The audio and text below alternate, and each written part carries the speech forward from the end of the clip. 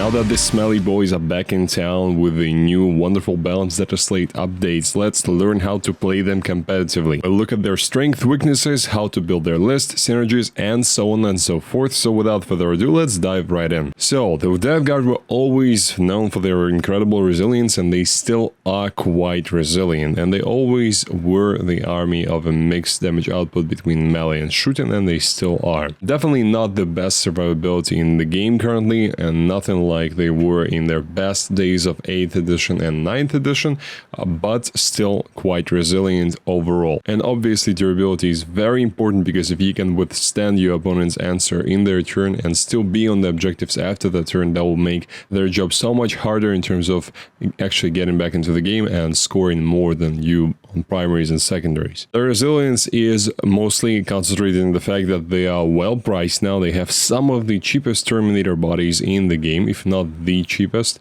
and they have good defensive stratagems and wonderful enemy debuffs. Their debuffs are mainly the -1 save contagion that you can choose. You can also choose the -1 weapon skill and ballistic skill one, which is a rare thing in the game and also quite good. I just think personally that the -1 save will help you in more situations overall. But if you're playing against an opponent like demons, for example, when they all have invulnerable saves, maybe the extra AP or -1 to the save will not actually be that useful, and you can think of maybe using the -1 weapon skill and ballistic skill one. For those of you who don't know, the Death Guard now have an extra rule that they can choose before the game, which is either -1 weapon skill ballistic skill, -1 to the saving characteristic, or -1 to leadership and objective control for enemy units that are within contagion range of your models. And considering the fact that contagion range grows from 3 to 6 to 9 inches every battle round until 3rd, where it maxes out, you will very often get that benefit.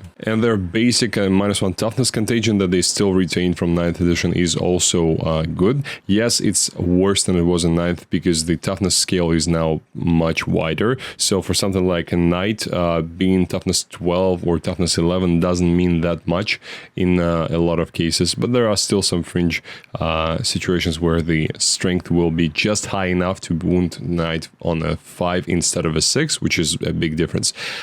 But mostly that will help you against infantry and lighter targets, and that's where the -1 toughness will definitely shine. Other thing that helps melee in this army tremendously, and by the way, -1 toughness and -1 to the save are not just melee, it's anything that's within 9. So if you're, for example, using your Plague Burst Crawlers to target something in the back lines and you already have something fast enough that pushed into the enemy lines, that unit will be debuffing everything around it. So it's something to consider.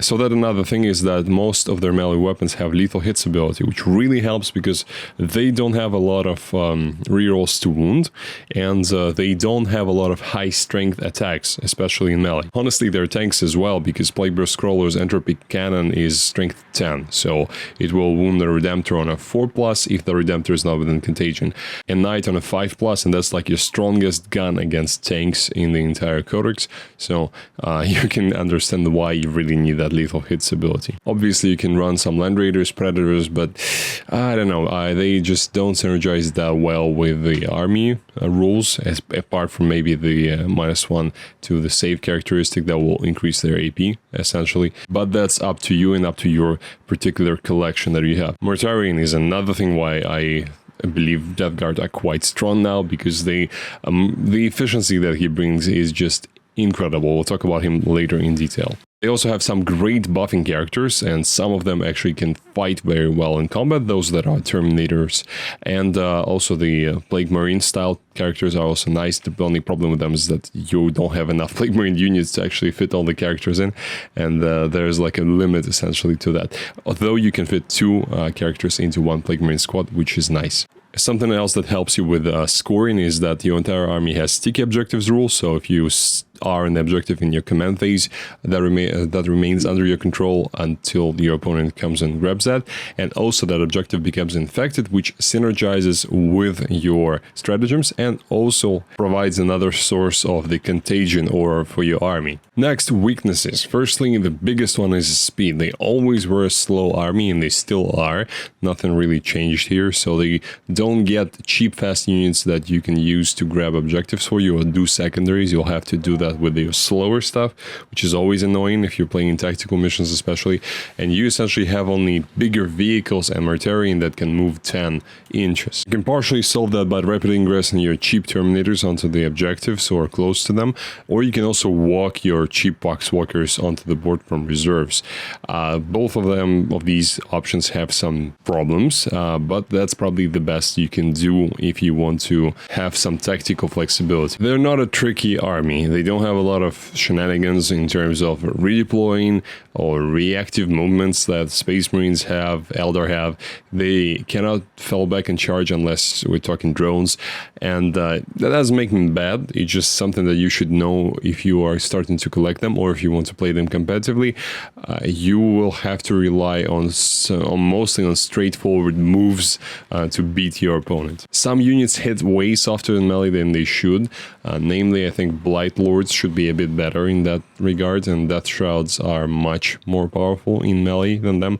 And also the Plague Marines, I think they should hit a bit harder in melee as well. The -1 save buff really helps them because they also had very low AP army-wide, so now the problem is almost solved in that sense if you choose the Rattle Joint Ague contagion. And some data sheets also need some help to be more playable. I think we might see that in the Codex, or at least some detachments will motivate you to take them. Like, for example, Plague Marines, their special ability is something abysmal, like something with Battle Shock, or I didn't even finish reading that.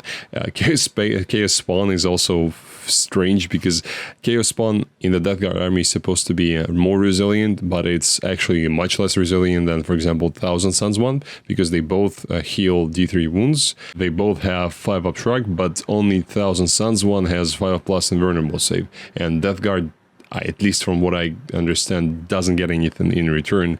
And I think the price is the same. So, like, why? And why is that the case? Tanks as well, as I said already, they don't really synergize that well with the army, just in terms of like how they look, what their rules are. I don't understand why there is nothing special about them. But other than that, most of the other datasheets are very much playable and have their own role in the army. Next, army composition. Let's first talk huge elephant in the room, Mortarion. If you're not taking him, I don't know why you're not taking him, because the things that he brings to the army, and we're going to talk about that in the next segment, they're just so good.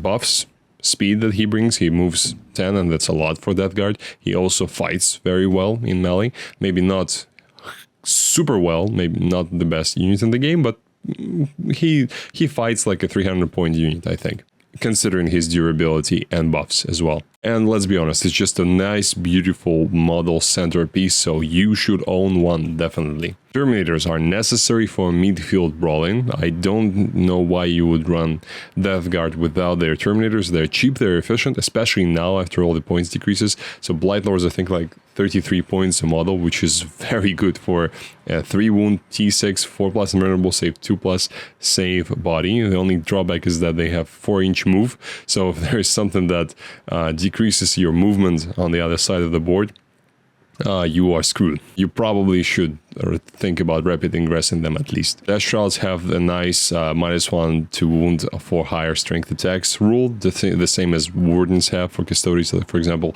and that makes them much more durable against like last cannon type of threats, Redemptor, gun, plasma gun, and so on and so forth. Stuff that really wants to kill Terminators. Both are viable, in my opinion. You can argue for running a list with 2 bricks, the max size brick of Blight Lords and max size brick of Death Shrouds. And both also shoot well. The Blight Lords have the reroll to wound of once to wound in shooting against closest targets, which is a nice niche buff. And the Death Shrouds shoot really well with some buffs that we're going to talk about at the end of the video, especially against infantry. In terms of character support for Terminators, Typhus for mortal wounds, psychic power, and -1 to hit in melee against that Terminator unit. Lord of Virulence to buff the shooting of Plague Burst Crawlers and the shooting of the squad, because he gives 4 rerolls to wound. And Lord of Contagion to give rerolls to hit in melee, and also a nice cheap enhancement slot. And he also fights well in combat. Demon Engines are, I think, a must-have choice for this faction. I don't know why you would start a list without 3 per Plague Burst Scrollers. They are cheap enough, 160 points I think, unless you are running some Predator builds where then you don't need so many tanks, probably, but in most cases you will want to have Plague Burst Scrollers. They shoot well, they have indirect fire, which you really need as Death Guard, because again, you don't have those tricks, you don't have those fast units, so at least you want to deny your opponent some of those units. And they are tough with T10, I think, 2+ save, OC of 4, 5+ invulnerable save. What else do you want? Same for Folded Blow Drone. With the -1 save contagion, they are extremely good to go through elite infantry, basic infantry, basically anything, and they will do that very efficiently, and they can also punch up into higher targets thanks to their lethal hits.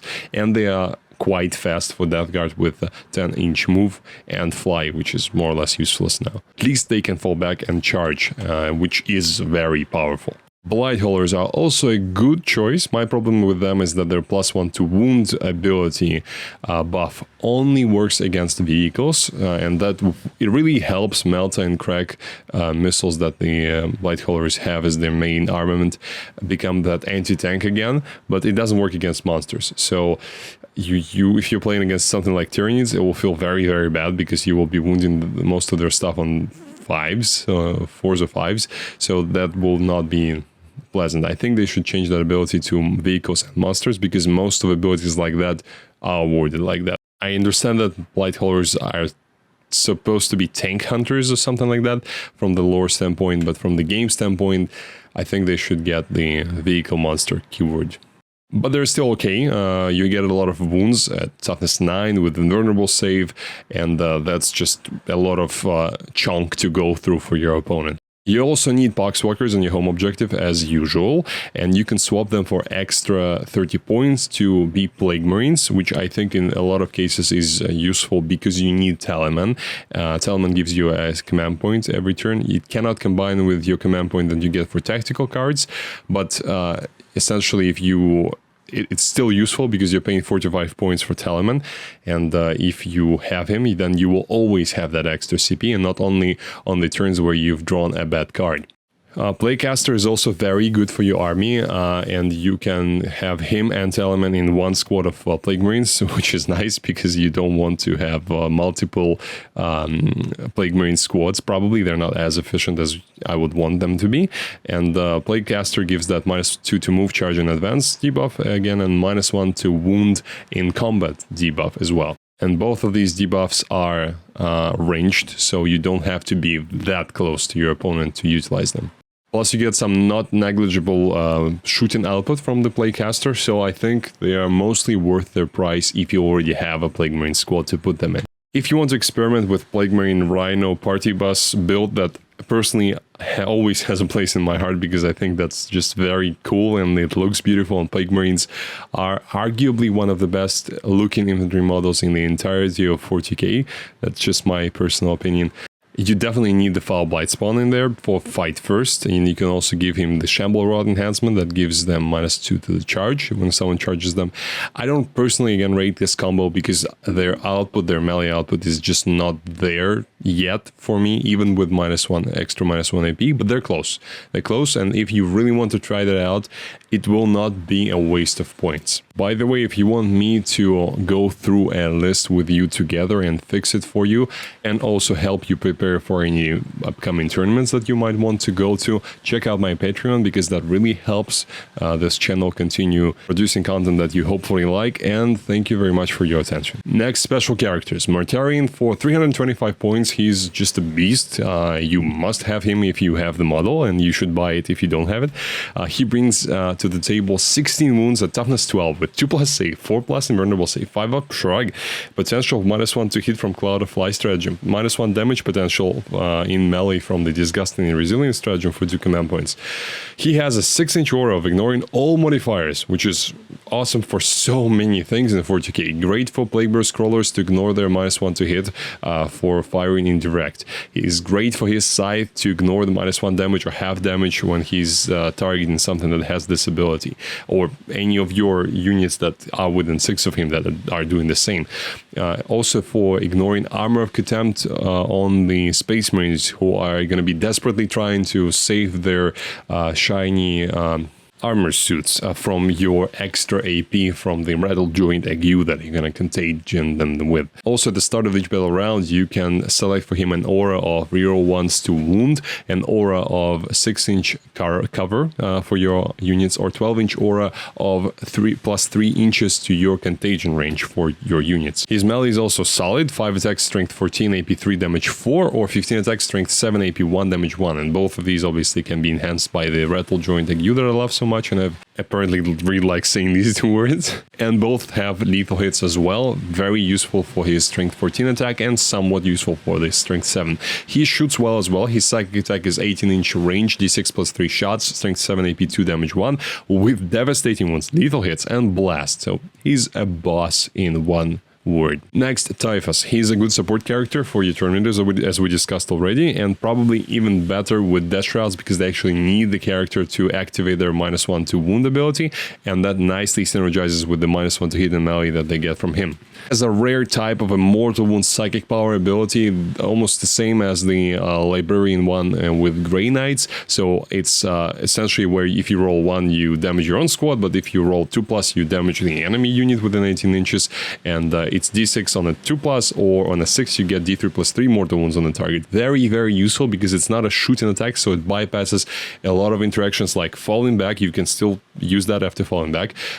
You can use that on lone operatives because it's not a shooting attack, and a lot of other useful things. He's good in melee with 5 attacks at strength 9, AP 2, damage 3 with lethal hits, or 10 attacks at strength 6, AP 1, damage 1, and that will be very much enhanced by the extra AP from my favorite, you know what, rattle joint ague. And obviously he also has lethal hits on both profiles.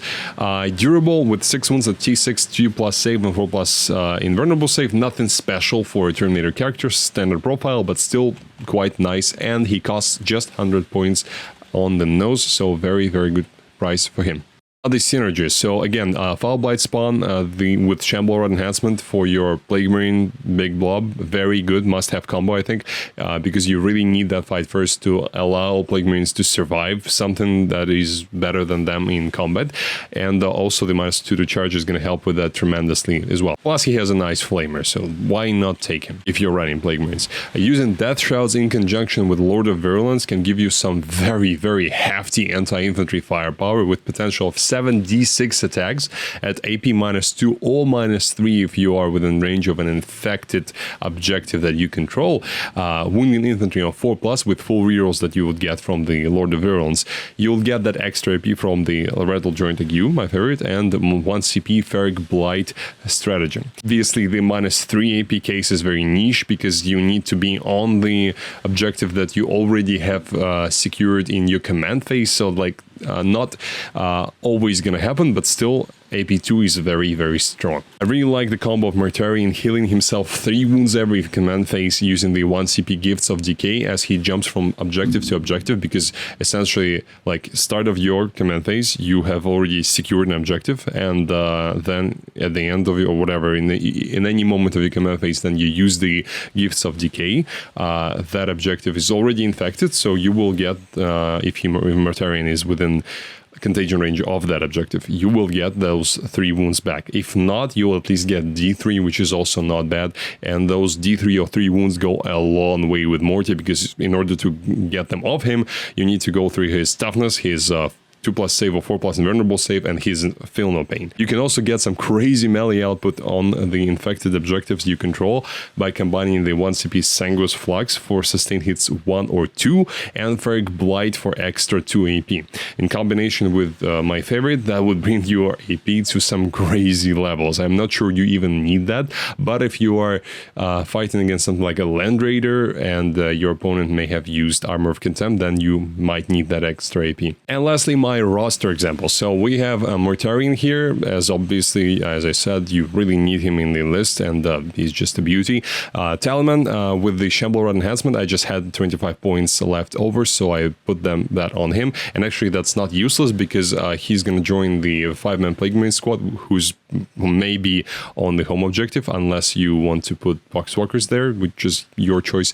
And then someone, if they want to steal that objective from you by charging someone onto that objective, objective, they'll have to roll an 11 out of deep strike or however much if they have any modifiers. Then we have Typhus, obviously, for the Death Shroud Terminator squad. We have a 10-man Blightlord Terminator squad with all of their guns, 4 combi weapons, the 2 Plague Spears, essentially heavy flamers that wound infantry and 2+, 2 Reaper autocannons, 2 Flares of Corruption, full 6-man Death Shroud Terminator squad, as already mentioned, 3 floated blow drones with flash mowers, 3 Plague Burst Crawlers, and a 10-man Poxwalker unit that you can either reserve and then walk them onto the board, or you can put them onto the home objective and use your Plague Marines elsewhere. So that's it, guys. Let me know if I missed something. If there is a tactic that is very good and I didn't cover it, please let me know in the comment section below. I'm really interested in that, and I'll see you in the next video.